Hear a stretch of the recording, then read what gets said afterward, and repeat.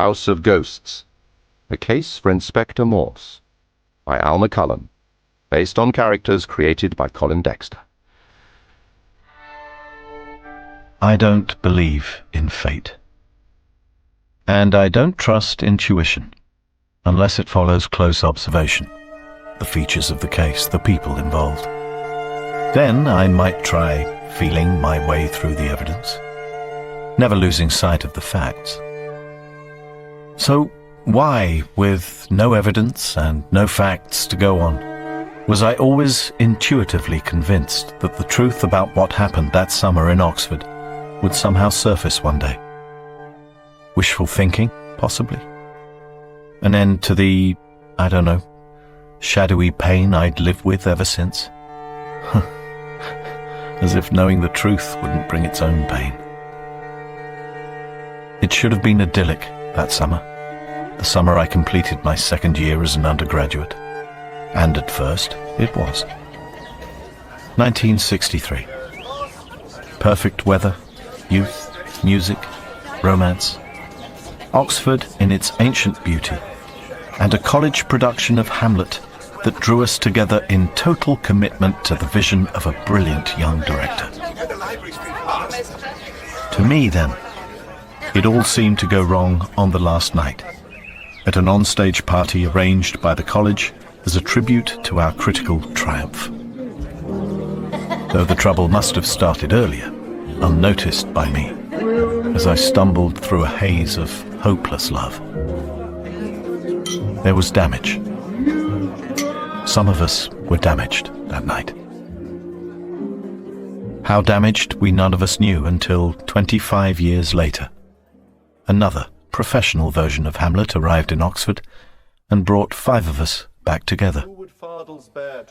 But even then, would there have been a resolution? Would we even have interacted, all 5 of us, had it not been for the bizarre and terrible death of Rebecca Downey on the press night, on stage, in full view of an audience, in that house of ghosts? Thus conscience does make cowards of us all, and thus the native hue of resolution is sicklied o'er with a pale... You heard what happened? No. Our esteemed director's wife turned up at the interval. Oh, bliss! Did she catch him at it with Ophelia? Well, not quite. Oh, pity. Might have been a bloodbath.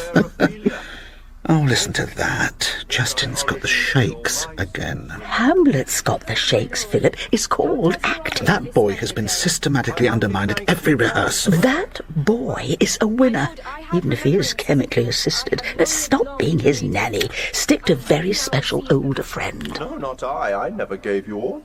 My honoured lord, you know right well you did. Will you please let me out? I need to get out. Shh. And with them words of so sweet breath composed as made these things more rich. You can hide from me all you like, but you cannot hide from God. God knows what's in your heart. Remember that. There are no secrets from God. And may our blessed Lady have mercy on your soul. Could beauty, my lord, have better come as... Are you all right?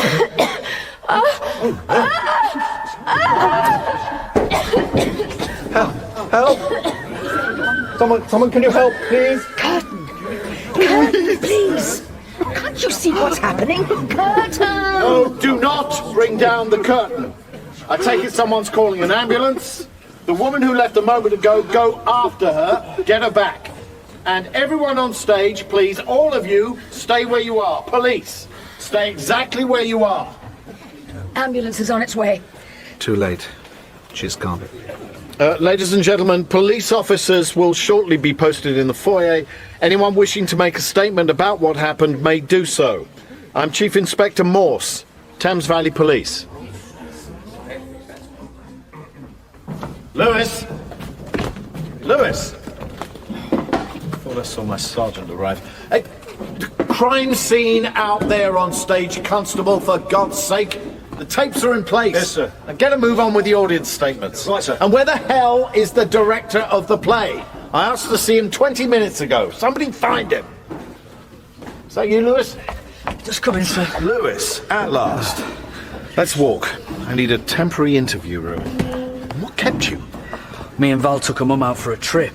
I was on the Cowley Road when the squad car caught up with me and a mum sat in the back. Thank you, Sergeant. Hold the domestic details. You've seen the body. Quick look on the way in. Shame. Beautiful girl. And a very fine actress, so publicity could be a problem. Will someone please locate Mr. Baxter? Very good, sir. Well, at least she got us in here fast.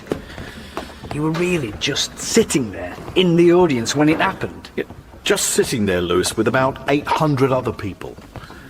Now, I'll have your observations. First off, something in the blood around the mouth. Shiny, crystalline, maybe? Pathologist says finely ground glass, possibly. She swallowed it and brought some of it back, like horrible death. It was. Anything else? Marks on the neck and all, under the skin, like someone gripped her. From behind, yes. As it happens, I saw those marks from row B of the stalls surfacing while she was performing. So, when she actually fell... It's always going to be a suspicious death, right? Nice one, sir. Nice one, Lewis. The language of the sports pages. Sorry, sir. Smell of wine. Wine in the vomit? Someone grabbed her from behind and poured wine laced with ground glass into her... After which she walked confidently on stage and played her first big scene? No. The scene came after the interval. She drank the wine in the interval. Oh, and might be unconnected, but I've got a call out for a disturbed woman who made a bit of a fuss in the stalls just before it happened. A fuss? Yeah. Shouting at God, that kind of thing. Irish accent, probably nothing. I'll check. Ground glass. Suicides go for that. Think of the hands on the neck, Lewis. They weren't her own hands. And, something else you should probably know. I have a sort of history with some members of the company. Yeah? From your Oxford days? You going to tell me about it? It will no doubt emerge as we go along. But you don't want off the case, personal interest like? No. Now, you find me, Lawrence Baxter. Lawrence, how long are you going to let Justin lie up there like that in the dressing room? Well, if it isn't Mother Courage. He needs a doctor. Talk to the police. He's hysterical. He's always hysterical. He gets over it. Gets over? Rebecca? Dead at his feet in a pool of blood and puke? He says he killed her. You what? He says he brought death unto her. And that's Hamlet talking, not Justin. It's called acting. He doesn't always know the difference, depending on tonight's mix of substances. Speak to Joseph on the stage door. He'll have something to calm him down. Get it to me, and I'll see Justin later. You do what I've just told the rest of them. Answer questions, but volunteer nothing. Especially about my wife. And we'll get through this, maybe with a show intact. Mr. Baxter, sir. We'll see you now. Morse? I should leave, Morse, and let you get on with doing your job. I cancelled our table at the restaurant. Helen, I'm sorry. It all happened so quickly. You forgot about me. Quite right, too. No, look, I should have said something. Got one of my officers.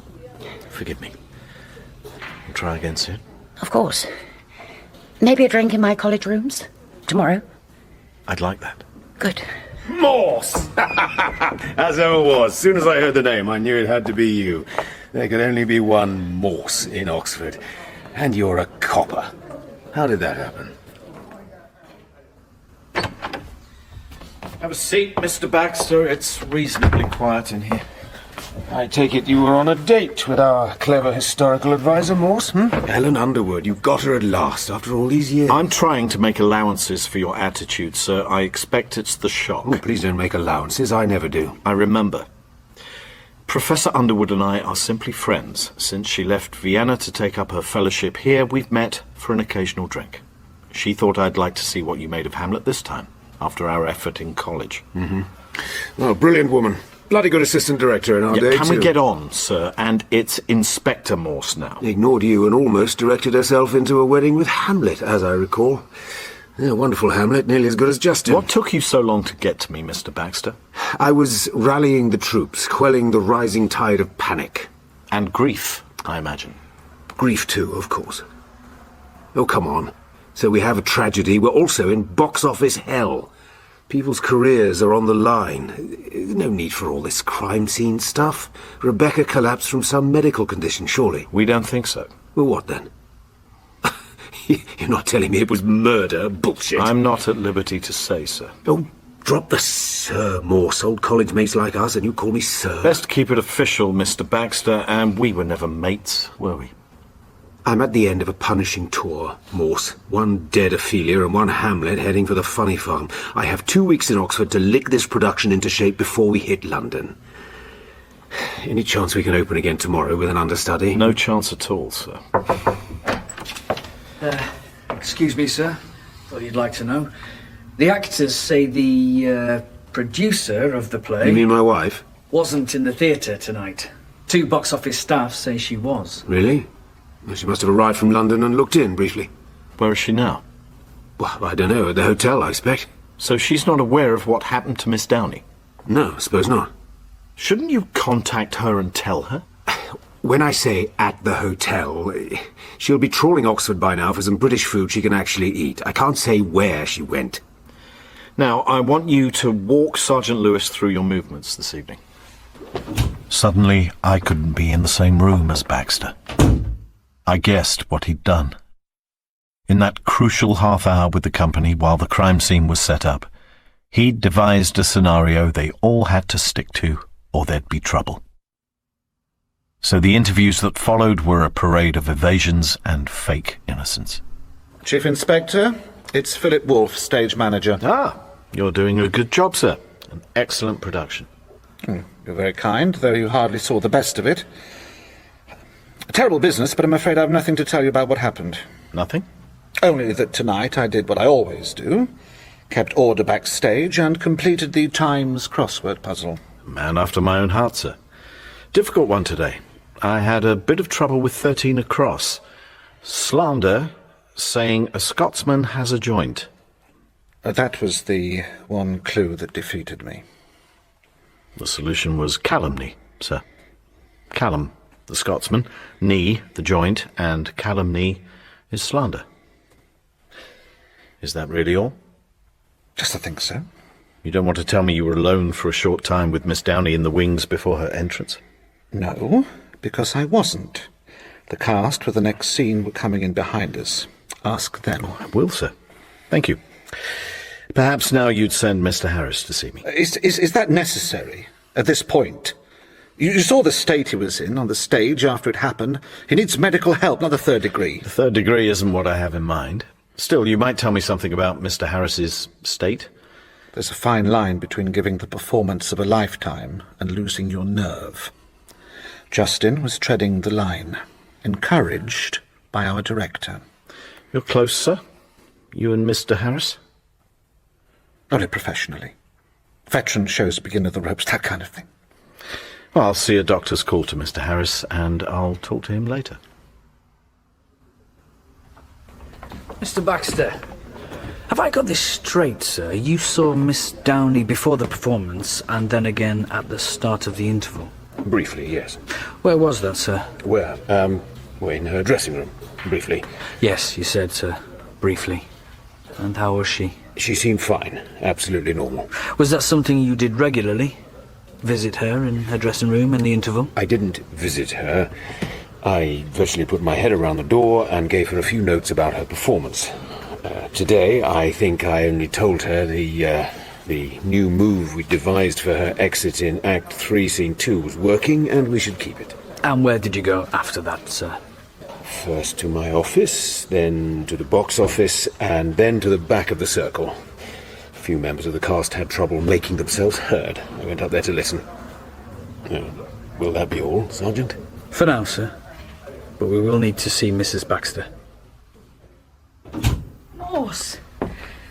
How sad to be meeting again like this, my dear, dear Morse. Dear is inappropriate in the present context, Miss Carr. Sorry, but I doubt if it was Miss Carr last time we met. You came to my room at the Randolph. Yes, I remember. I showed you how to make a perfect martini. Can we just... And you failed to bring it to me in my bath. At the time there was someone else. So? You wouldn't have had to marry me. Please. In any case, I thought you and Mr. Baxter were... Well, we were, but not exclusively, as I soon found out. That's Lawrence's style. Not so much love 'em and leave 'em as love 'em and keep them hanging on, then rub their noses in the next one. Even now? I can't say. I'm hardly in the running these days. Tell me about Miss Downey. You shared a dressing room, so you were presumably aware of her movements. Sorry, I made a point of not being aware. Why was that? Why make a point of not being aware? Why? Well, I simply didn't want to know what she was up to. With Mr. Baxter? With anyone. What happened in the interval? Oh, I was in the green room and didn't see Rebecca until it was almost time to go on. She was fine. She'd got her way, as usual, over what she'd wear. When did you next see her? In the wings, waiting for her cue. Alone? No, but Philip Wolfe was there ahead of me. Then a few of us started lining up for the next scene. Oh, that's it. You saw the rest. What is this, Morse? You should have been a distinguished Oxford Don by now, but you're a policeman. With work to do, Miss Carr. I'll be getting back to you. Meantime, I want you to consider if there isn't more you can tell me. And perhaps you'd let it be known in the company I'll come down heavily on anyone who's found to be withholding information. You can go now. The company had conspired to make a mockery of the investigation, which made a fool of me and yielded precisely Nothing. Nothing, Lewis. Not a useful word from the cast. Philip Wolfe had them all lining up in the wings for their various entrances, so they saw no more than I saw from my seat in the stalls. Solidarity. All of them huddling round Baxter, the meal ticket. He's a smooth one. Talked the whole time and said damn all. So what have we got? Only Mrs. Baxter. If she reappears. He's edgy about her. Oh, he's edgy. Mrs. Baxter comes into the theatre tonight and goes quickly out again. You want to bet that was during the interval, Sergeant? You're thinking what, sir? Baxter's proud boast in college drama days was the bed in the props room. He said sex during a performance upped the danger. That was what passed for cool then. Yeah? So... And yet I picked up a hint of resentment towards Rebecca too. Seems she got rather grand recently, complained about her costume, was always changing details, had to have special makeup brought in. And there was something about Justin Harris. Philip Wolfe, the stage manager, said Harris, playing Hamlet, was being undermined and victimised in rehearsals, another old technique of Baxter's. But then Wolfe's hardly impartial where Harris is concerned. Yeah? Doctor's on his way for Harris. Good. Then we can talk to him.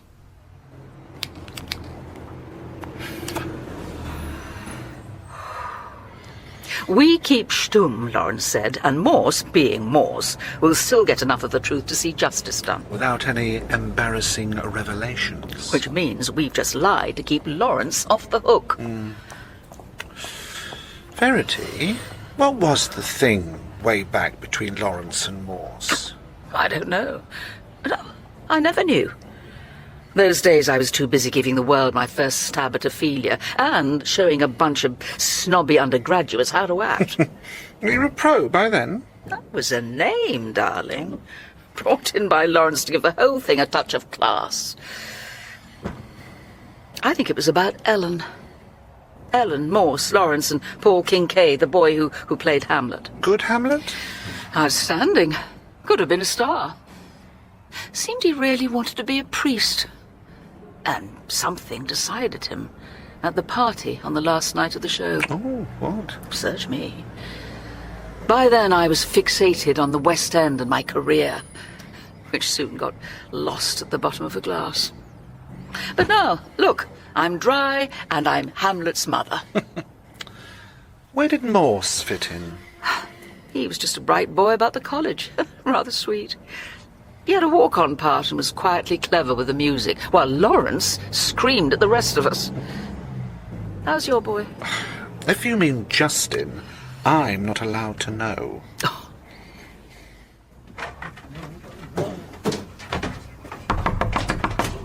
Justin, open up, will you? Okay, I have a key, and I'm coming in now with something soothing courtesy of Joseph on the stage door, right? You don't have much time. Justin, what the hell are you looking for? For the means of death, sirrah, the means of death. Don't give me that crap. It's what imagination bodies forth we need to fear. Don't we, Lawrence? Getting a bit free with our quotations, aren't we? And possibly abusing a substance or two again. Why don't I give you a hand, Still no sign of the doctor, Lewis? Can't be long now, sir. How are we doing with Mrs. Baxter and the Irishwoman? No response to calls. Can we get a move on here? The van's arrived. I want the body ready for the mortuary. We're on it, sir. Oh, I need to get out of here, Lewis. Too many ghosts from long ago. Yeah? Baxter actually got us this place, a commercial theatre, because he'd heard it'd be available at the end of the season. He filled it for a whole week with a student production, starring one outstanding professional, Verity Carr, and a heartthrob Hamlet. It's brilliant. He was 21, just about to graduate. I'd never heard of him, Baxter, till now. Well, he worked mainly in America recent years. His wife's American. Financing his dazzling comeback, yes. You really didn't get on with him, did you? Boss! Boss has arrived, sir. Morse, what's all this about a full-scale search of the backstage area? A bit high-handed, isn't it? It's obviously necessary, I'm sir. stretched, Morse. I got half my manpower backing up on the Swindon job. I can spare 2 uniforms at best for a couple of days. I'm calling off the rest. But this is a murder investigation. Smells like a suicide to me. One of those exhibitionist things in public. Actors. Is it true you've got a past with this director chap? Well, we were at Lonsdale College around the same So time. just watch it. No personal stuff. I'll leave you to it. Though, have you thought any more about going for superintendent? Yeah, it's not the first thing on my mind. at the Should moment, be. sir. You're in with a chance, but start mixing with the people who count. Give the pub a miss now and then. Speed this up, Morse. Oh, a note from the pathologist. It seems Miss Downey was a few weeks pregnant. Pregnant? That'd put the kibosh on her career, wouldn't it? Unless you did something about it. Night, everyone. Body being moved, sir. Your lot were too slow off the mark with Justin Morse. I brought in a doctor. He gave him a shot. Without my permission, before Mr. Harris was questioned. He was gibbering like an idiot. Weird stuff even for him. I want him on his feet and making some kind of sense by rehearsal tomorrow. He's out for the count now. The police doctor will examine him shortly, then there'll be a decision. What the hell's going on? Will somebody tell me? Who's this now? My God, what happened here? Why is the whole place crawling with police? Harriet, where have you been? You think you have the right to ask? Excuse me, I must request that you step aside, sir, with Mrs. Baxter while the body is moved. The body? Somebody died? Who? Who died? Let's go, Harriet, and then I'll tell you. Sir! It's Miss Rebecca Downey, Mrs. Baxter. She died. Rebecca? That's Rebecca? Zipped up in a bag?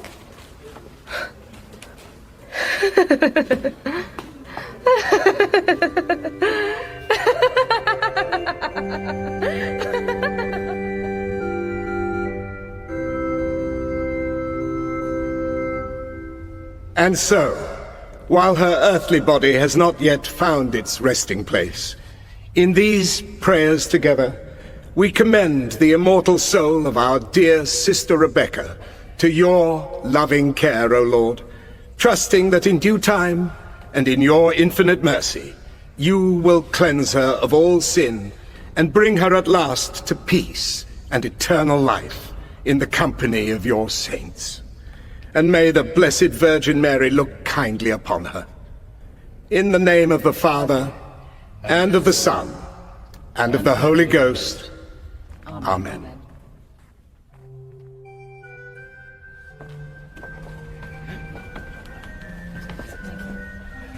Good morning, Mr. Baxter. Oh, still at it, Morse. Sirring me. How's Mrs. Baxter today? What you mean after her outburst last night? She calmed down, of course. She's been overdoing it lately. I don't see her yet. No. She's taking a walk to clear her head. This service, it's a company thing, really. Kind of togetherness in our loss. I hope she won't think of leaving Oxford before I've eliminated her from the investigation. You might tell her that when you see her. I take it you clocked who's officiating this morning in the gold frock? None other than our old Hamlet, Morse, Paul Kincaid. Surprise, surprise. Not to me. I knew he was back in Oxford for a term, preparing to give the Aquinas lecture in St. Saviour's Chapel. Really? Well, still loves the sound of his own voice. Could never quite break him of that. What news of Justin? He's been moved to a hospital under sedation. Right. Well, he'll be fine. It's happened before. Oh, excuse me, I think I'll forego skin contact with the clergy. Do take care. Thank you so much. Thank you. Oh, bad luck, Verity. At least I avoided the saintly touch. Paul? I don't have a problem with him. No? He kept us all out of a London transfer with his bloody vocation. In 1963... So, nothing changes. Morse loves Ellen, but Ellen loves Paul. She can't still love that bastard. Not after what he did to her. What, St. Ellen the Martyr? It's her role in life. She adores what he did to her. You never could forgive Ellen, could you? Forgive her? For what? For not falling under your spell, like the rest of us. Suppose I have to face the bloody cameras now. Try not to break down in tears. Your wife wouldn't like it. Have you seen her this morning? No. Shit. She's done another runner.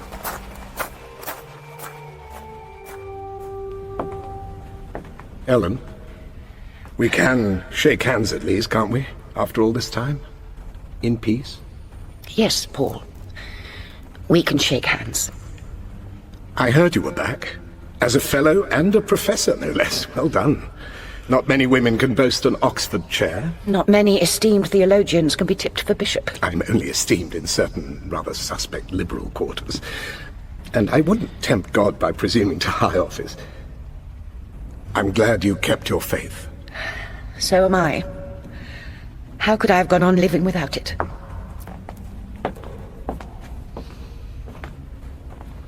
Ah, Morse. I was expecting you. I can't pretend to believe in all this... Mumbo-jumbo? Still the same fierce rationalist, Morse, hmm? Oh, those philosophical punch-ups we had. Forgive me, can we talk in the office here while I change into mufti? A visiting priest doesn't have a regular space. But it was a good thing to do, bringing people together this morning. It's what I'm here for. Is that your car outside? The 2.4 Jaguar? Yes, it is. At least you got to realize one of your fantasies. Don't remember any others. What do I call you? Father Kincaid? Paul is fine. Officially, it's Monsignor. I left father behind some time ago. Tell me, how did you know Rebecca Downey was a Catholic? I saw her here at evening mass on Sunday. And this morning I checked with other members of the company. Her parents must be devastated. Well, that's the odd thing. Somehow we can't locate them. It seems she reinvented herself once she started drama school in London when she was 18. I'm hoping the media coverage will help. Talking of which, the Irish woman who shouted religious slogans at the performance last night, she could be connected to a church. Sound familiar? I'm afraid I can't help you there. But please, let me know if there's anything more I can do. Oh, and I have something for you, Morse. Large envelope. A memento from the old days. When I knew I'd be seeing you, I looked it out. Don't open it now, please. It's to do with the case? Well, it connects with Hamlet. A piece of nostalgia, really, looking back. Thanks. You still a great beer man, Morse? Beer, whiskey, wine, mainly beer. We should meet sometime for a pint of the real stuff. Probably not, Paul. No. Perhaps it's expecting too much. You see something of Ellen these days? Something. Now, I am in fact on duty. So of course. You find this police work enough of an intellectual challenge? Excuse me, sir.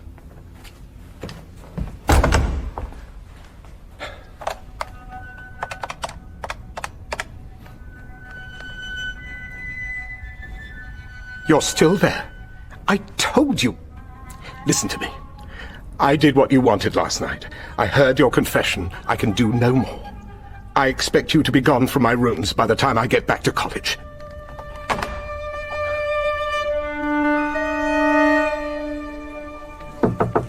Cause of death confirmed, sir. Finely ground glass, most likely, though not necessarily in the wine. punctured the stomach wall, swallowed around 30 minutes before she collapsed. Which is to say during the interval. So how and where exactly did she swallow it? No sign of glass on the body or the clothing, and no sign of drinking in a dressing room or anywhere else that fits. Clean glasses in a kind of storeroom Baxter used as an office off the foyer. There's a sink in there. So they could have been used and washed. Yes. Wine bottles. Half a crate, all unopened.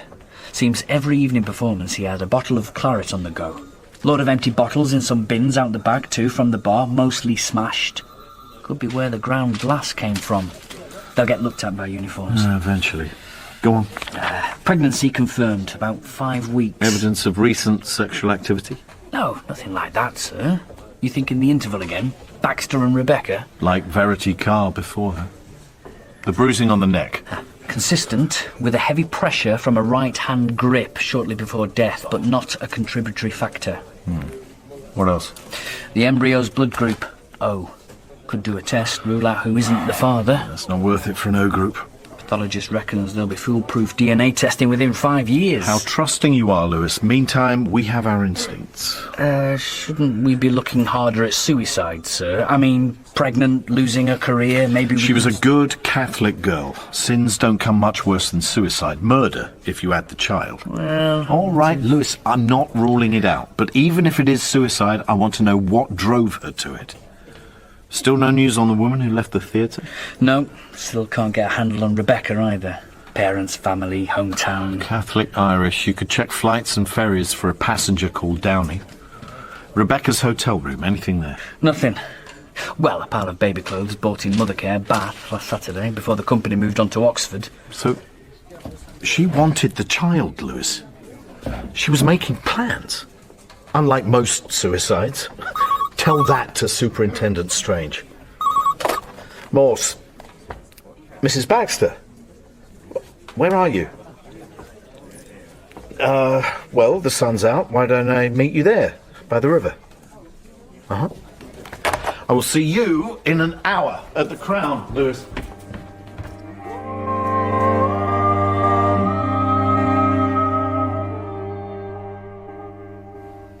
And cue coffin bearers moving solemnly in time, please. Now! Oh, no! Bearers, what the hell are you supposed to be carrying in there? A packet of cigarettes? It's a woman, for Christ's sake. It's Ophelia. All 8 stone of her. Do it like it's, you know, slightly heavy. Oh, forget it. Can we have some weights here for the coffin? There seems to be an acting deficiency. Heap of sandbags in the props room, Lawrence. Will they do? Will they do? What am I running here? A nursery? Just for once, surprise me with your initiative, Now, get out of my sight, all of you. Take a break. Anything. Just disappear. Oh, God, Verity, why am I surrounded by morons? Because only morons will work with you. Why the rehearsal, Lawrence? It's not as if we can open tonight. Discipline keeps us together, keeps me together. Listen, I took the understudies through Hamlet and Ophelia first thing. Not bad. One more push, they could go on tonight. Call Morse and tell him he's still got a soft spot for you. He never had a soft spot for me. And you just don't get it, do you? Morse is shutting us down until somebody talks. That's the subtext. Yeah? And what do you know, you bloody stupid cow? Don't speak to me like that, Lawrence, or I'll think you want to have sex with me again. You're upset, you see, and sex always makes you feel better.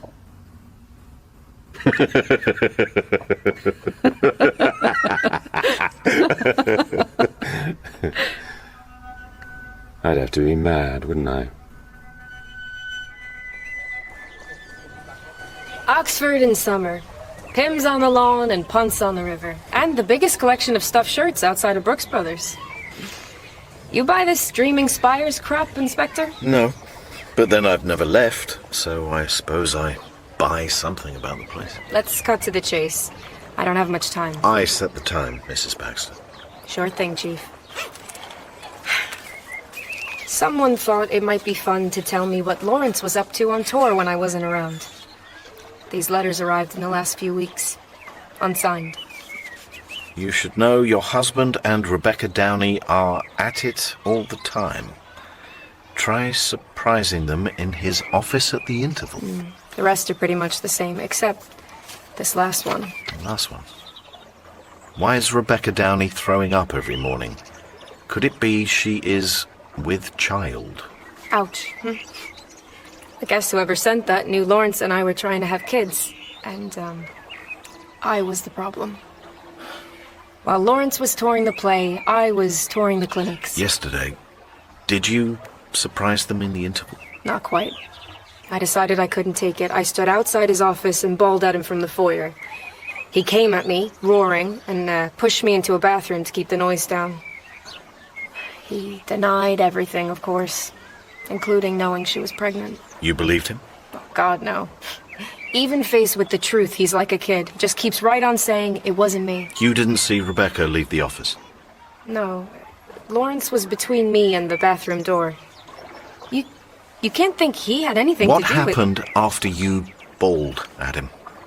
I, took off. Sat around in a few bars. I got thrown out of one for sobbing louder than the canned music.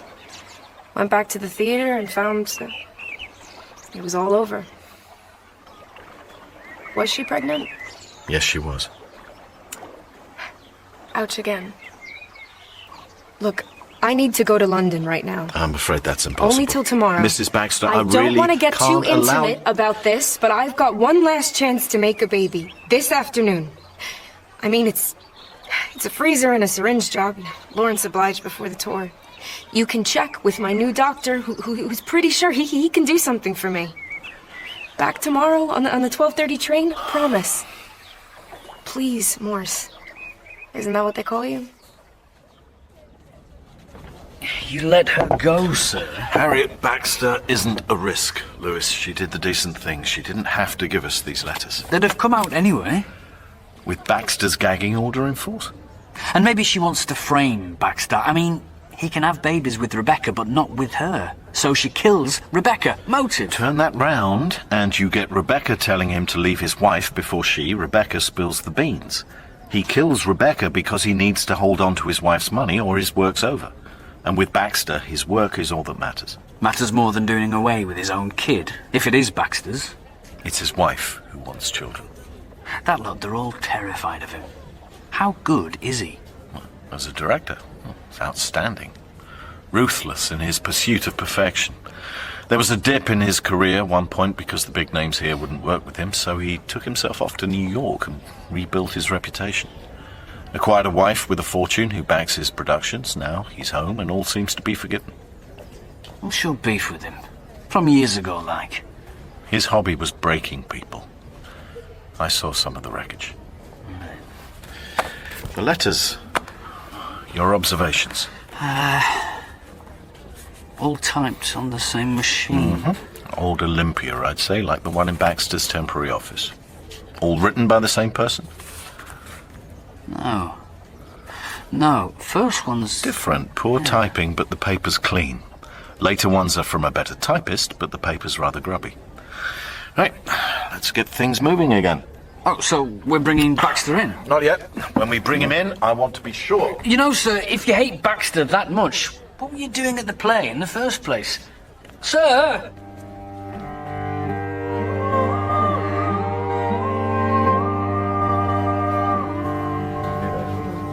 Handouts, everyone. Police description of the mad Irish woman in the audience. The one who invoked the deity and stormed out. Rings any bells? We get onto them right away. No dropping handouts on the set, please. Let's keep the place tidy. Do you even know when you're being a campo queen, Philip? At least I'm not in denial. Not like someone I could name. Justin? How's he doing? Oh, I'm banned from the bedside. He's strictly off limits. How does it matter? It'll be cast and company changes before we hit the West End. Cast changes? Before the West End? Oh, Lawrence won't let me go. Oh, come on, Verity. No, he won't. If it served the play, he'd skewer the lot of us. Thing is, to skewer him first. And how do you propose to do that? Philip, Professor? we have our rehearsal. Lawrence wants us to go ahead. Rehearsal? The Shakespeare seminar of Beaufort College. You do theatre background, I do the history bits. You forgot. I did.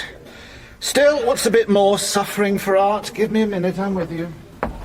Verity, are you okay? You want to join us at Beaufort for company? No. No. Well, I suppose this is where the shock's hitting all of us.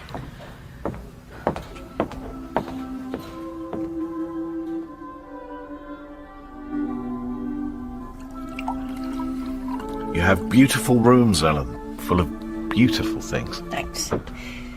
Your drink, Morse. Will a white burgundy do? It's the wine steward's latest discovery. White Burgundy, Schubert, and you. Perfection. So, interview me. The large envelope looks serious. First, let me ask you something. Do you see me as some kind of joke because I'm a policeman? No, of course not. Unfulfilled, perhaps. You were a serious undergraduate, Morse. And you'd read more books, heard more music than the rest of us put together. Yet you let some sudden burst of disgust with Oxford send you out of here without a degree. It looked like cutting off your nose to spite your face. It still does. It was simple lack of confidence. No money and no public school sense of entitlement, so when I failed... Well, you didn't put up a fight, plead extenuating circumstances. You wouldn't have been let go. And I couldn't help you because I was falling apart myself. What a sad pair we were. Now I've got to decide if I go for superintendent, commit to the police, more pettiness and pulling rank, or... I've been looking at schemes to turn senior officers into law graduates. In Oxford? Well, you won't avoid pettiness and pulling rank here, as you know. Though I'm sure you could pick up the threads of learning. Would there be any other threads you and I might pick up? Morse. Except I had no chance back then when Paul Kincaid was on the We scene. have our friendship. I'll never forget the way you saw me through my bad time. That terrible hospital. But friendship's all I do these days. There's been no one since Paul? No one. Not since I lost out to his vocation. Get me. Turned Catholic so I could marry him, and then he dumped me for the church. Now I do a pretty good imitation of a bride of Christ. And when I saw him at the theatre last night... What happened to you on the romance front? Wait, Paul was at the theatre last night? A few rows behind us near the exit. He left early. You didn't see him? No. He didn't tell me. As for romance, I was engaged once, and disengaged. That's me off, Lewis. Any further on with this theatre thing? Well, definitely 2 writers of these notes to Mrs. Baxter. A few anonymous letters among theatricals. Not crucial, is it? Excuse me, sir. Lewis. So tell me. Yeah? Who's a couple of clever lads, then? You reckon we've got him? Yep, do that. I'll be over. That's the 2 uniforms at the theatre, sir. This could be big. All right, so get a move on, Lewis. Now I have to be official. Bearing in mind I was your alibi in Roby of the Stalls. Alibi? So you do think it was murder? What do you think? Well, I'm an outsider. I just attended a few rehearsals. Lawrence still plays Attila the Hun, puts everyone on edge. In that setup, I suppose anything could happen. Rebecca? Once Lawrence took up with her, Rebecca was queen of the company, just like Verity first time around. Lawrence wanted the whole thing with that wintry outdoor look. Rebecca complained endlessly to wardrobe if it wasn't the hat that was wrong, it was the scarf or the gloves. She wasn't popular. And Justin Harris? Rather alarming. Lawrence does mess with his head. He has this concept of Hamlet as a bit druggy. He hates the idea Justin might be gay, doesn't want it to get into the papers, mocks him all the time. Rebecca joined in. There was a row on Sunday. Rebecca said Justin flounced. Wasn't that the way Baxter messed with Paul's head in the past? Undermining, mocking Paul's religion, hinting he wasn't man enough for you? You always made too much of that, Morse. It wasn't Lawrence who pushed Paul into leaving me. It's how it looked. Well, what do you know about how it was? I was there. I saw. Really? You saw me get Paul into my bed, did you, that afternoon? Before he gave his last, best performance? No, of course not. Our one and only time. The first, for both of us. Wonderful. For him as well as me. But good old Catholic guilt set in. He left the party, and the next day he signed on at a seminary and wrote to say he wasn't worldly enough for marriage. You'll find this painful. Oh, the dreaded envelope. But I have to show you. Paul gave it to me. It's a photograph. Oh, my God. You know what this is? I don't want to look. I think we should look at it together. See? All of us. The college party on the last night of Hamlet, on stage. There we are, privileged ladies and gentlemen having college food and wine doled out to us by college servants. Verity Carr, too. Why would Paul do this? Give you a picture of the moment before he left me. A picture that shows Baxter having a word with him while you and I are dancing our one dance. You still think Lawrence Baxter had nothing to do with Paul leaving you? I told you I won't discuss it. It's all too long ago. There's something here Paul Kincaid can't speak about now, but he desperately wants me to know. Something that connects with the death of Rebecca Downey.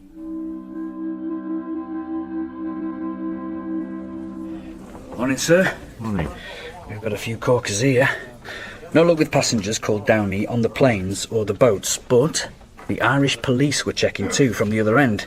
They've got a missing woman from County Wexford called Grace Friel. Description could fit.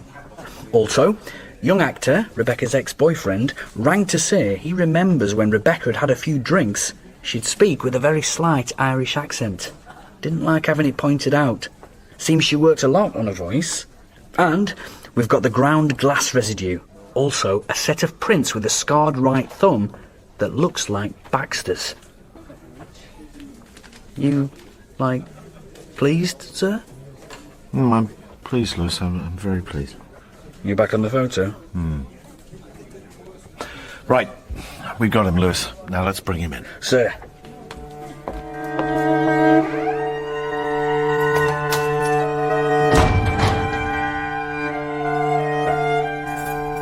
Morning, Mr. Baxter. What the hell's going on, Morse? Detaining me, fingerprints, getting me thrown in a bloody cell. You'll use my rack from now on, sir, or I'll have you on a further charge. I'll have you taken off the case. This is personal.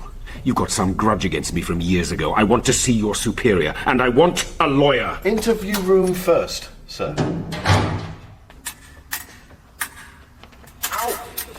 Your thoughts, Verity, on our understudy Hamlet? I think he missed too many fencing classes at drama school. He's so out of it with stage fright he wouldn't notice if Laertes cut his arm off. Why are we here, Philip? Just my own puny attempt to keep things going while Lawrence is helping with inquiries. Any news on cast changes? There's a list, I believe. Am I on it? You and me both. No. Oh, please. We were never going to make it to the West End anyway. It's obvious Lawrence had a couple of big fish lined up not available for the tour. He pulled us out of the reliable pool. Since my comeback, I've been far more than reliable. Any way you want to play it, darling. Let's leave it there, everyone. Take 2 hours. Lawrence should be back by then. Morning, everyone. Ready for our seminar, Philip? As long as I do my bit of the action first, less chance of me coming unstuck that way. Okay. And you bow for both of us at the end. I have to collect my dry cleaning. Right. Well, I'll see you there. These are photocopies of some letters sent to your wife, Mr. Baxter. The originals are with our forensic team. Written on the typewriter from your office. Really? I hardly write them myself, and I don't know who did. But you did lie to us, Mr. Baxter. Why? Who gave you these? Harriet? Where is she? You do know where she is. Please answer the question. I lied because I didn't want my wife to be hurt if it came out, and since I had nothing to do with the girl's death... You were having an affair with Rebecca Downey. An affair? Is that what they call it in suburbia? What would you call it? Some episodes of casual, if rather heated, ratting that gave an edge to her performance. It happens. Theatre company, away from home, on tour. She told you she was pregnant? No. First I heard of it, my wife quoted one of these letters. Was she pregnant? She was, sir. 5 weeks. So I must be the father. At the start I overlapped other swains. I want you to take me through your last meeting with Miss Downey. She came to my office at the start of the interval, as usual. You had a drink with her? I drank. My rule is actors don't during performances. And then?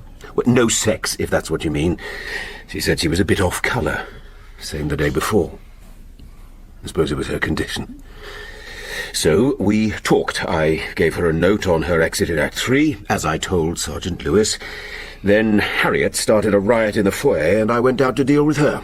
And Miss Downey? Well, I caught a glimpse of her leaving the office as I was slamming the door of the bathroom on Harriet. Talk about French farce. The open wine bottle and your glass, what happened? I can't imagine. The room was searched. An hour or two later, no sign of either. An hour or two?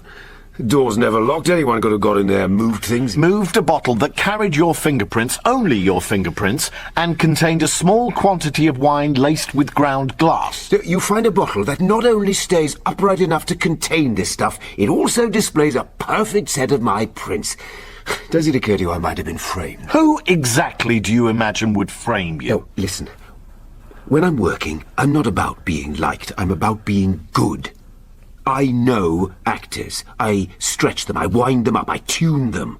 I want them at fever pitch by the first night, and then they go. Most of them hate me for it, but when we're a hit, they forget all that, and they love me. Not that I care. Stick to the point. Well, it is the point. Maybe there was too much pressure this time. I'm trying to get back my reputation over here. Maybe there was someone who couldn't take it and had it in for me. Someone had it in for Rebecca, and I intend to find out who. Oh, I expect you will, Morse. You address me as Inspector. In your usual dull, nitpicking fashion. Well, creative genius isn't given to us all. Sir? Choice is given to us all. You chose to be who you are, Morse. Applaud. I chose to be who I am. And you chose to flatten anyone who got in your way. What were they supposed to do? Sir. They were and are supposed to survive me. Survive me. They survived the real monsters out there in the dark, which in the end is what it's all about. No one was ever flattened by me. They just made different choices. Rebecca. What were her choices? To become a very great actress. And spoil it all by getting pregnant. So, on the night she died, you knew she was pregnant. She told you. You knew. No. Yes, and you were furious. She'd let something very inconvenient happen, this girl, this rutting partner. You still have hang-ups about sex, Morse. Remember way back when I sent you Verity Carr on a plate and you didn't know what to do with her? That's for Ellen the martyr. No, sir, no. What are you doing? You're in this, Baxter, and I'm going to finish you. Morse, out here. One moment, please, sir. Now. We can hear you all over HQ. What is this, a bloody vendetta? You should have declared a personal interest and bowed out. We're going to have to let him go. Then he'll get himself a smart lawyer, see if he doesn't. I'm sorry, sir, but You're going to be sorrier. Mrs. Baxter, the 12:30 train, you said, she wasn't on it. You should never have let her go.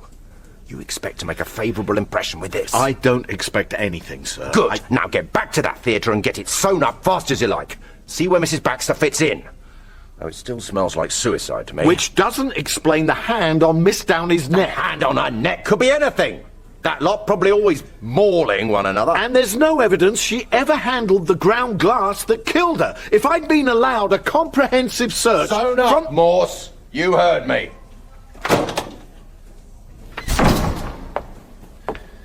I understand I'm free to go. Suicide. Yeah, he has a point, your superintendent. Rebecca thought she was in love with me. She knew I wouldn't leave my wife. There was the child. She wanted the child. She was preparing for it, buying baby clothes. And she was a devout Catholic. Rebecca, devout. She was nothing but talent, good looks, and ambition. First I heard she was a Catholic was when Pope Paul Kincaid put on the show to save her soul. She was Irish, too. Did you know that? Never. Pure Hampstead boho. All right, Chief Inspector. There's a fax here from the lab, sir. As if it mattered. Definitely 2 writers of the letters to Mrs. Baxter. First one by somebody who couldn't really type.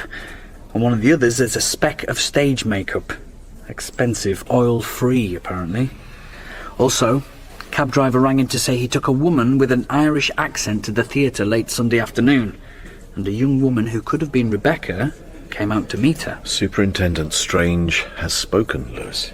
Okay, but you said at the start if it was suicide, you wanted to know why, and me, I want to know how. Let's say we go over the facts again. No, let's say we take the facts to the Crown.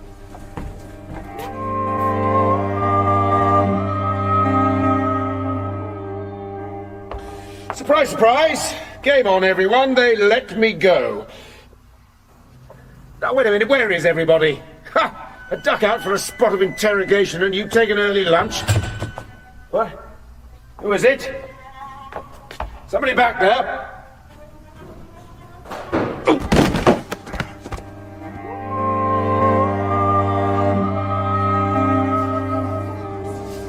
Over here, sir. Bagged as a table. Well done. You okay, sir? What do you think? We should be going for Paul Kincaid. He knows more than he's letting on. What do you make of the college photograph, Lewis? Makes nothing to me, sir. Bunch of students, partying. You looking like Adam Faith. Who? Never mind, sir. Who took the picture? Good question, Lewis. We'll pursue it. Meantime, Mrs. Baxter, what happened there, for God's sake? Out of our hands, sir. Let's go over the whole thing, starting with Rebecca's movements from when the cast arrived at the theatre on Sunday afternoon. Say that's 1 o'clock. They all have a bite to eat, and then they rehearse a few scenes, get the feel of the stage. Some point, the taxi turns up, bringing Mrs. Grace Friel from Wexford to see Rebecca. If it is Mrs. Friel. No, first there's trouble at the rehearsal. Trouble? Rebecca and Baxter gang up on Justin Harris. Rebecca says he flounces, and Baxter goes for him. Harris leaves the stage for his dressing room. I don't get that. Get what? Baxter caring that much about Harris being, like, gay. It's not as if it's illegal. Well, Harris isn't sure what he is. Baxter plays on his uncertainty to get control of him. Right. There's some argy-bargy between Rebecca and Harris. Then Rebecca meets Mrs. Friel at the stage door. They have a talk. And in the evening, Rebecca attends a mass at the church where Paul Kincaid is a visiting priest. A Catholic connection? Rebecca and Mrs. Friel, both Irish, could be mother and daughter. And Rebecca changed her name when she started drama school. It's all speculation, Lewis. Not a hard fact anywhere. What do we know about what happened the next day, Monday? Nothing.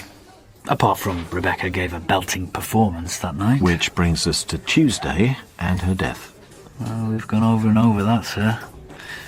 She could have swallowed the doctored wine before she even went to see Baxter. It was there in a bottle with only his prints on it. And where did she grind the glass? Oh, come on, sir. There were loads of smashed bottles in those bins, like Baxter said. Could have come from any one of them. There was something about the way she moved towards Harris on stage just before she collapsed. She smiled at him. And he didn't help her, like? He put out a hand, but she couldn't reach it. Talking about a hand, how about the one on her neck? Oh, Philip Wolfe's, of course. He hated Rebecca, took a grab at her when he joined her in the wings to put her off her stroke. I thought that was obvious. Obvious? So why did you turn it into a big deal? To make Strange think twice about suicide. I was buying us time. You could have told me. Didn't work, though, did it, sir? No, it didn't work. Now tell me why a Catholic priest would provide us with a piece of evidence and then not want to discuss its significance. I don't know. Secrets of the confessional? Exactly. So who confessed to him? And why didn't he tell me he was at the play, especially when I asked him about the woman who shouted at the stage? He lied. A priest. What he said was, "I'm afraid I can't help you." Morse! Oh, look out. I think we've got trouble, sir. Morse! What are you doing here, Morse? Don't you get drummed out of the force for drinking on duty? In my job, Miss Carr, the hours of duty tend to be, Fluid, sir? flexible. Oh, bravo. Is this your local? Nice place. The place where drink and I became reacquainted. Really? After how long? 15 years. 15 years with only one meaningful line. My name is Verity, and I'm an alcoholic. Until Lawrence came and rescued me. 15 years. You need a doctor. Or an AA counsellor, maybe. I can call someone. What I need is oblivion. May I join you? Thank you. You were always polite to women, Morse. This is the man, Sergeant, who once was too polite to share my bar. Miss Carr. Though I just taught him how to make a perfect martini in my room at the Randolph. That's not appropriate, Miss Carr. It's all right. I was consoled, as a matter of fact, on that occasion, by Hamlet. Consoled?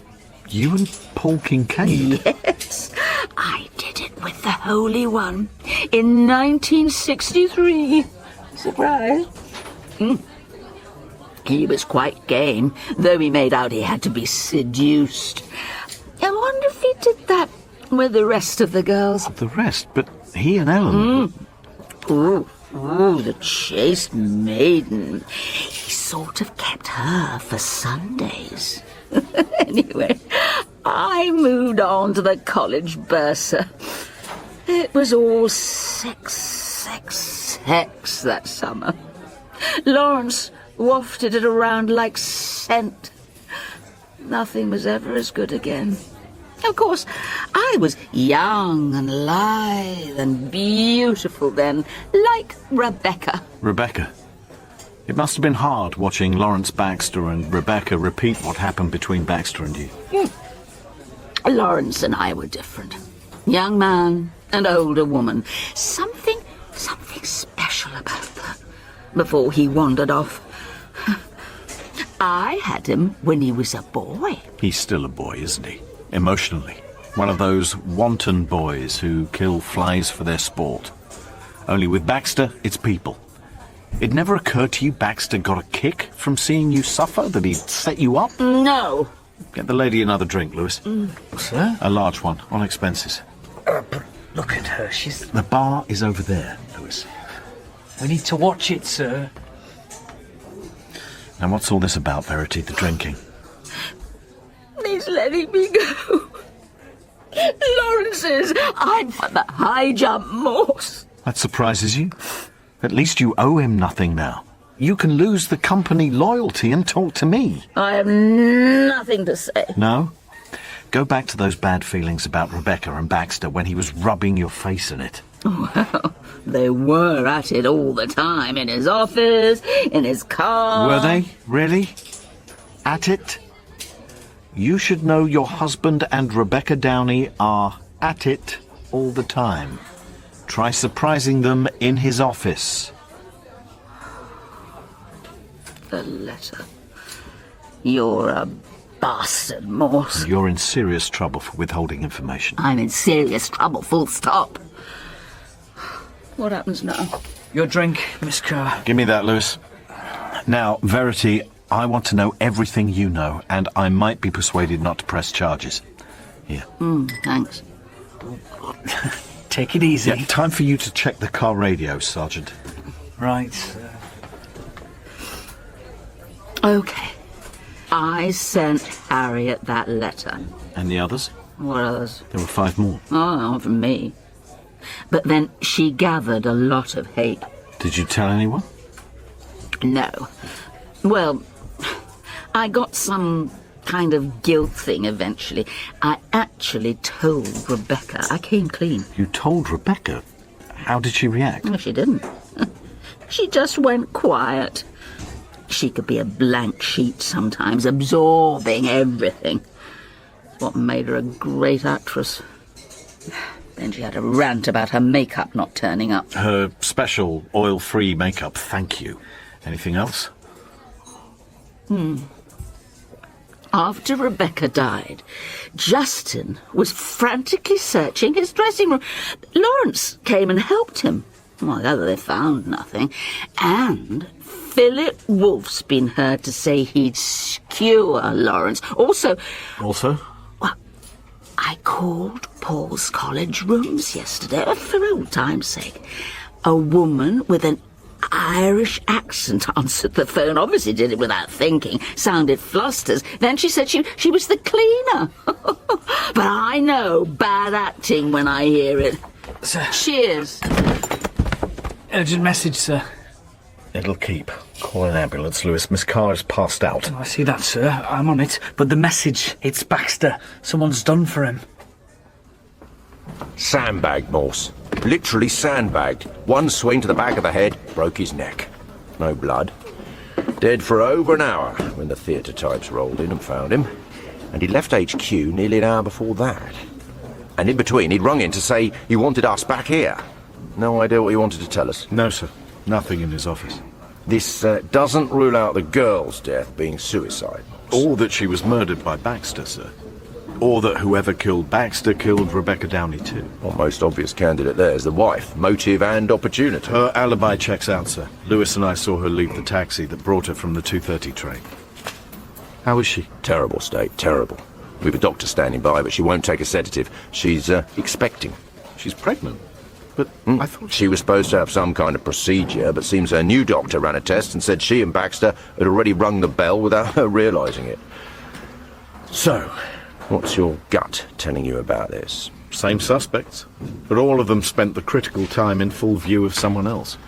Philip Wolfe and Ellen Underwood were taking part in a seminar at Beaufort College, and Verity Carr was... Miss Carr, yes, now recovering. She's a very lucky lady. Had enough booze in her to fill a tanker. Owes her life to you and Lewis. Thank you, sir. I'll tell Sergeant Lewis. I suppose you just happened to be passing the Crown when you spotted her? Having lunch at the Crown, sir. I want to try another angle. There was a further sighting of the Irish woman, Grace Friel, this morning near a cafe in the town centre. I've asked for CCTV footage. We don't even know if this woman is Grace Friel yet. All we know is some Wexford pig farmer's lost his wife. Mr. Friel will shortly be looking at pictures of Rebecca Downey to see if he recognises her, and he'll supply a picture of Mrs. Friel. We do know the Friel's eldest child, a daughter, left home 8 years ago, a couple of years before Rebecca turned up in London.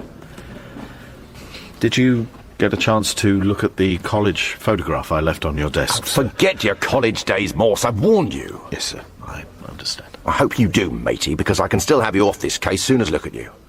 Just when I want to be backing you.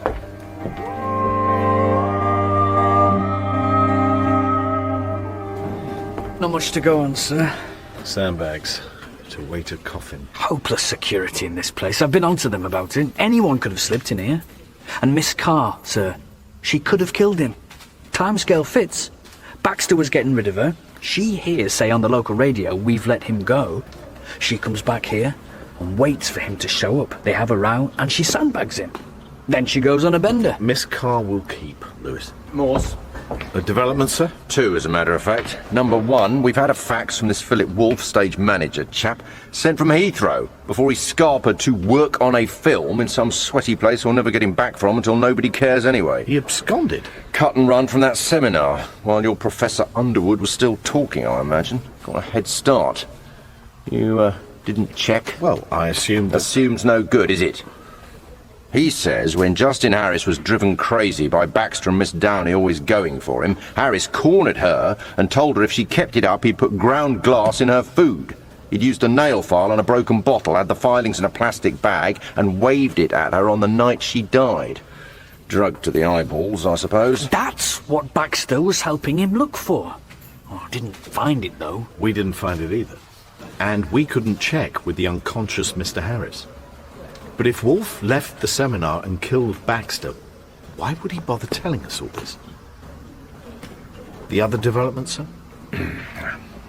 First, I want to know what you do right now, Morse, with what we've got. Right now, I'd say we bring in Paul Kincaid and his Irish house guest. I agree. But, well, there's someone else on that CCTV footage with the elusive Mrs. Friel. You can add a third name to the list. Sir, you've been in the office all night. What was left of it? Well, how did our 3 detainees pass the last few hours? You're asking me? You mean you didn't keep track, like? Nope. What do the notes say? Paul Kincaid was spotted on his knees a couple of times, ate breakfast. Mrs. Friel said nothing and refused breakfast. Same with Professor Ellen Underwood. Mrs. Friel? We have an ID. Photo identity confirmed by Mr. Dermot Friel. Took a bit longer identifying Rebecca as his daughter. He knew her as Bernadette, and he's not seen her since she was 16. Seems they didn't get on, any of them. There were 5 more kids, and Rebecca was always trouble. He never doubted she was his daughter. Report doesn't say. She was born exactly 9 months after the wedding, but these things are a bit approximate. So. Yes, Lewis, I don't have to be a married man to know that. So, Paul Kincaid was two-timing Ellen Underwood at college, and Grace Sullivan, as she was then, went home to Ireland carrying his baby. Then why would he give you that photo? His way of seeing justice done, perhaps, because Grace Friel confessed something disturbing and he hoped the picture would lead me back to the truth without involving him. Or was it to put me off the scent? Where was he when Baxter was killed? Out and about on his bike. No pinning him down. Mr. Friel says his wife got religion in a big way over the years. She's never going to talk about what happened, or what went on between her and Ellen Underwood. If Paul Kincaid didn't kill Baxter, it's got to be one of them. Or both. We're not there yet. I'll see Professor Underwood now. The boss isn't too keen on that, sir. You and her. He's putting someone else on the interview. Is he, Lewis? And he wants us to wind things up at the theatre. Does he really? I need to speak to you, Morse. Sorry. Door open, but I should have knocked. Kincaid, what the hell's going on? Who let you out? Your superintendent. I'm to remain on call in college. He seems to believe there's no point in keeping me here. And you agree with him, of course. Well, after a night's prayer. Prayer? Yes, prayer. Thank you, Monsignor. That will be all. I remember you once admitted to me long ago, under pressure, that sometimes you were almost religiously inspired by music. Yeah, only almost. Yes, well, allow me my own means of inspiration. You need a confession? You'd break your vows? Or are you coming clean about your past? As I told your superintendent, I think you and I together might get at the truth and spare one of those unhappy women further suffering. We start with Grace Friel. Grace will never speak. It has to be Ellen. The boss, sir. He's putting someone else. Yeah, I'm aware of that, Lewis. But he'll have no one free for an hour. Go ahead to the theatre. I'll meet you there. Are you sure about this? I'm sure I take responsibility. And now? You'd better come with me. No, wait a moment. This photograph you gave me. Who took it? Who was behind the camera? A pretty young college servant called Grace Sullivan. Grace? Mm-hmm. Grace, of course! She could sew. Yes. She helped with the costumes. Was about to go back to Ireland to be married to a Mr. Friel, no doubt. We all chipped in for a wedding present. Shall we go now?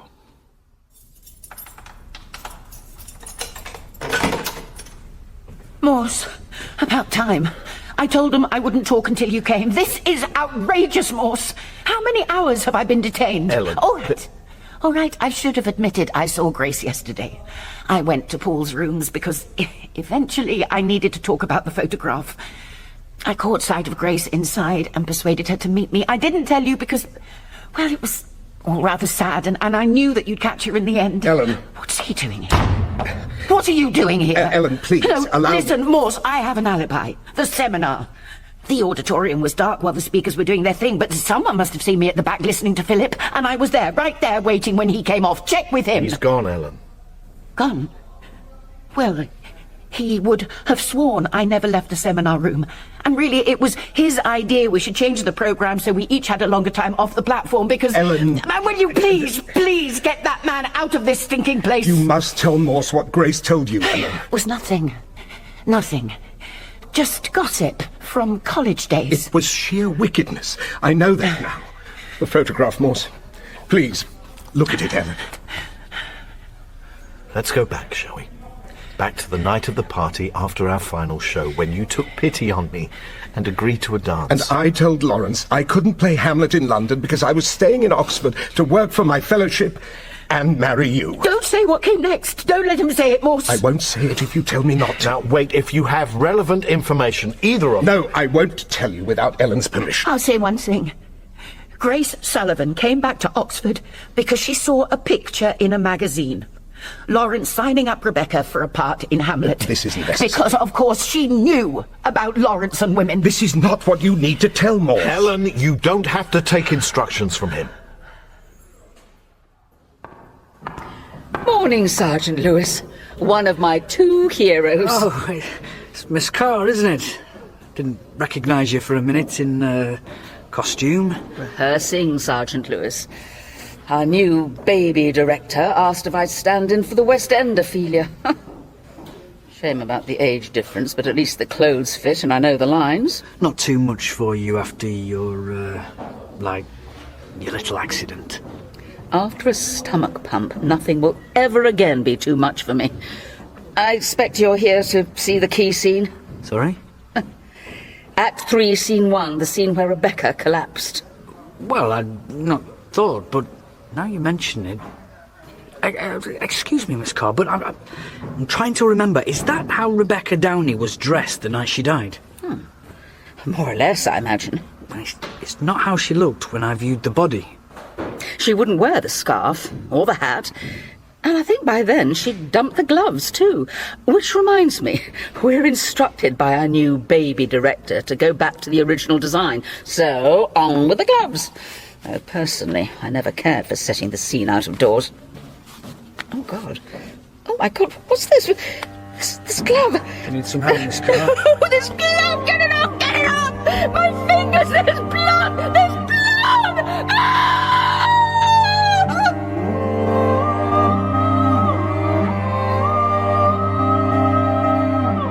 It was ground glass, of course. In a torn plastic bag, stuffed into a glove Rebecca discarded before she'd even made her entrance. We'd examined only the clothes Rebecca wore on stage that night. My fault? Too willing to see Baxter behind it all? Or lack of manpower for a thorough search? In the police cell, only a continuing, civilized attempt to get at the truth. Please understand this, Morse. I'm on your side. You're on your own side, Kincaid. You always were. I can tell you nothing without Ellen's permission. The minute Grace clapped eyes on her daughter Rebecca outside the theatre, she knew she was too late. She knew for certain, just by looking at her, Rebecca had already slept with Lawrence. With Lawrence, her own father. Her father? We're sure of that? Grace was sure by the time she married Mr. Friel. When she asked Rebecca if she could be pregnant by Lawrence, Rebecca threw her out. Hence Grace Friel screaming about an all-seeing God from the stalls the following night. And this was in her confession to you? You wouldn't expect me to answer that. Grace felt terrible guilt. She thought she caused the whole thing by falling for Lawrence in the first place. I must insist on knowing what Baxter said to you, Kincaid, while Grace Friel was taking this photograph all those years ago. And I have told you... He can't. How could he? I'll say it, Morse. Grace heard Lawrence tell Paul that he'd had me in the props room that evening while Paul was on stage. He hadn't, of course, he'd had Grace. But Paul believed him, even though we'd had that blissful first-time afternoon together. And so you killed Baxter?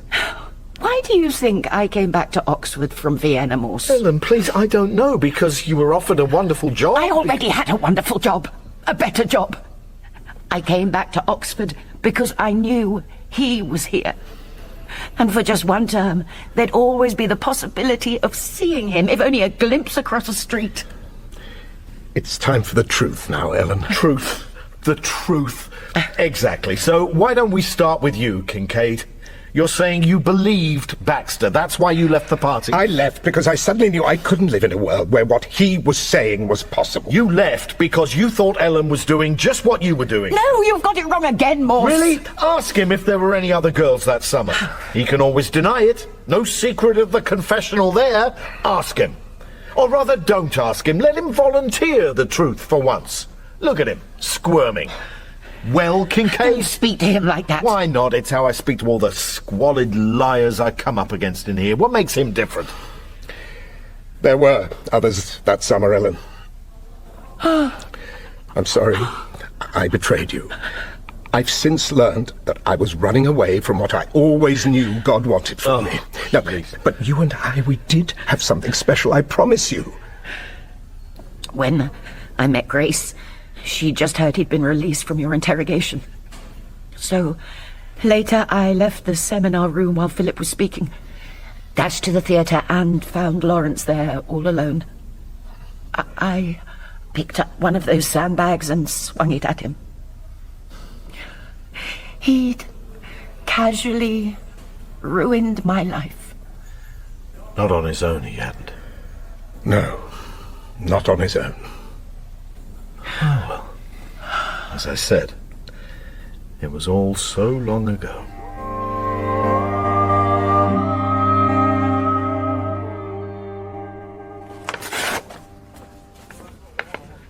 Going mad and tearing paper, as my mum used to say, sir. Not you clearing your desk, is it? Nope, just a leaflet about law courses in Oxford for senior officers. Rubbish. Right. Quite a day, sir. Mm-hmm.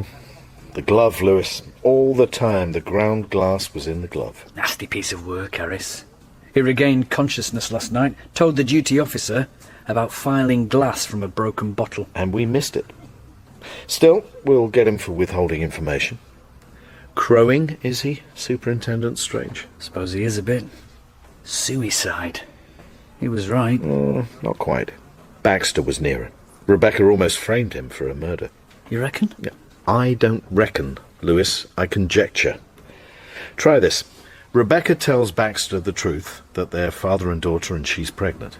Baxter tells her to get rid of the child and keep her distance from him, and all will be well. We don't know that. Yeah, I know, because I knew him.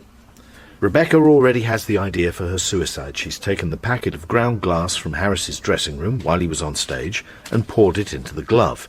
She looks for an opportunity, and it comes when Mrs. Baxter turns up in the interval. She tips the glass into the wine bottle. While she's wearing the other glove. So only Baxter's prints appear. She pours herself a drink in his wine glass, then swills it out. And places the bottle in the bin before going on stage.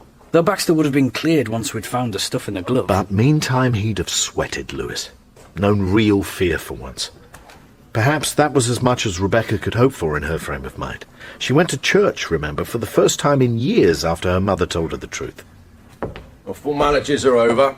The Monsignor helped us get an admission out of Grace Friel that allows us some privacy. Allows him some too, I expect. He'll go ahead with his prestigious lecture. No, he's pulled out.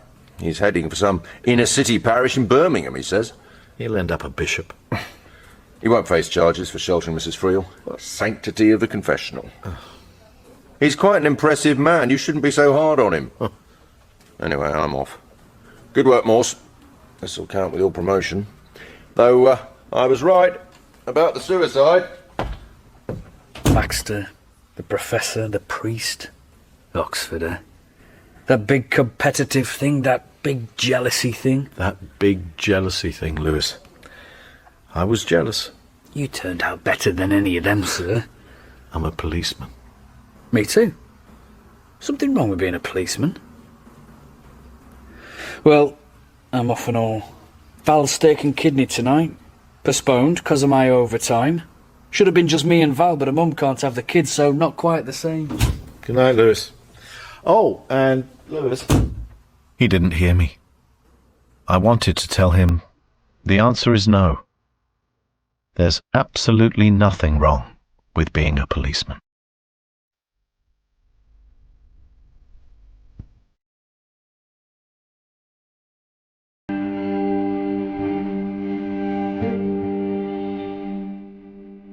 In House of Ghosts, a case for Inspector Morse, Chief Inspector Morse was played by Neil Pearson. Detective Sergeant Lewis was Lee Ingleby, and Superintendent Strange was Pip Torrens. Philip Wolfe was played by Stephen Critchlow, Lawrence Baxter, Timothy Watson, Paul Kincaid, Alan Corduna, Ellen Underwood, Samantha Bond, Verity Carr, Isla Blair, and Harriet Baxter was Janine Harouni. House of Ghosts was written by Alma Cullen, directed by Marilyn Imrie, and is a Catherine Bailey production for BBC Radio 4.